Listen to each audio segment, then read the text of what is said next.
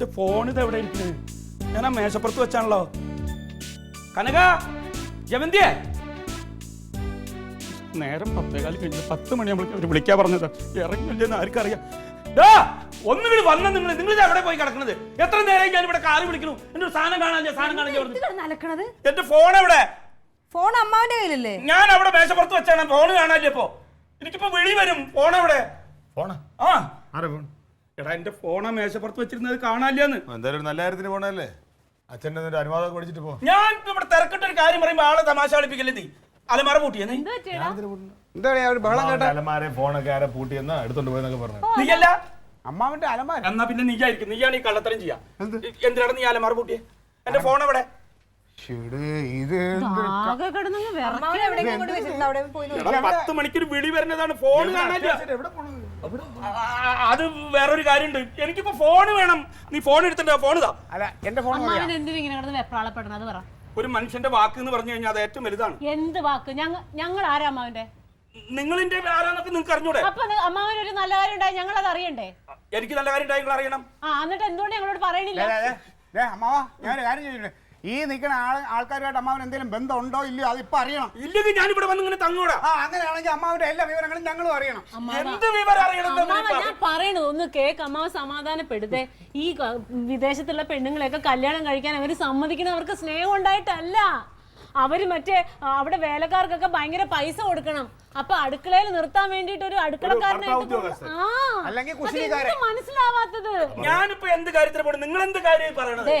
നമുക്ക് എല്ലാം പരിഹാരം ഉണ്ടാക്കാം. അമ്മാവൻ ഇപ്പൊ ഒന്ന് അടങ്ങാൻ ചേരുന്ന ഒരാളെ നമ്മൾ കണ്ടെത്തി. എന്തിനാണ് ആവശ്യമില്ലാതെ അന്യരാജ്യത്തൊക്കെ പോയി കിടന്ന് കഷ്ടപ്പെടുന്നത്? നിങ്ങൾ എന്താ ഈ പറയണത്? അമ്മാവ ഒന്നും പറയണ്ട, കാര്യങ്ങളൊക്കെ ഞാൻ അറിഞ്ഞു. നീ എന്തറിഞ്ഞു?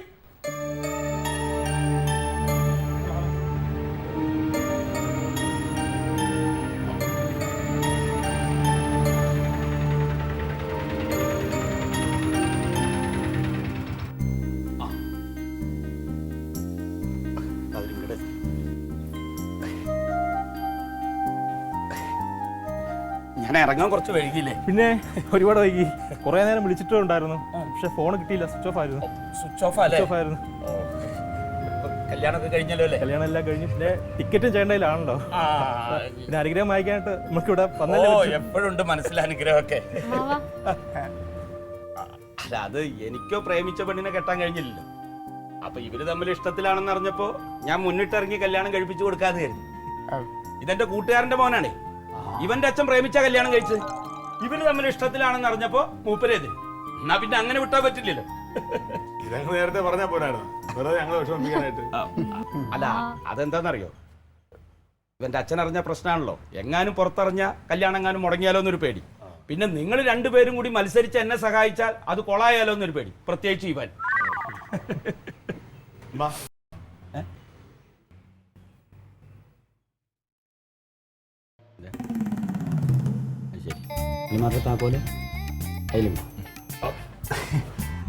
അതെ, അമ്മാവന്റെ അലമാരയില് ഇവരുടെ ടിക്കറ്റ് ഉണ്ട്. അതിന്റെ അടുത്ത് തുറന്ന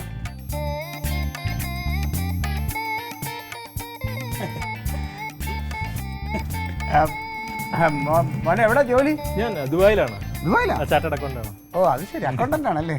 മോളുടെ പേരെന്താ? കൃഷ്ണ. അമ്മാവന് അനുഗ്രഹം വായിച്ചു. അതിന്റെ അതെപ്പോഴും ഉണ്ട് കൂടെ. നന്നായി വരും. അവിടെ എത്തിക്കഴിഞ്ഞാൽ വിളിക്കുക. ഉറപ്പായിട്ടും. അതെ, ഒന്നും കൂടെ. കാരണം അമ്മാവനാണ് എല്ലാം. ഒന്നും പേടിക്കണ്ട. അച്ഛനൊക്കെ മെല്ലെ കണ്ട് കുറച്ച് ദിവസം കഴിഞ്ഞൊരു കൊച്ചൊക്കെ ഉണ്ടാക്കുമ്പോ മറക്കും. ഒരു മിനിറ്റ് ഫോണിൽ ചെന്ന് നല്ല കാര്യം നടക്കുമ്പോ അത് നമ്മളൊക്കെ അതിന്റെ ഭാഗമാകണ്ടേ? അമ്മ മുന്നിൽ നിൽക്കണം.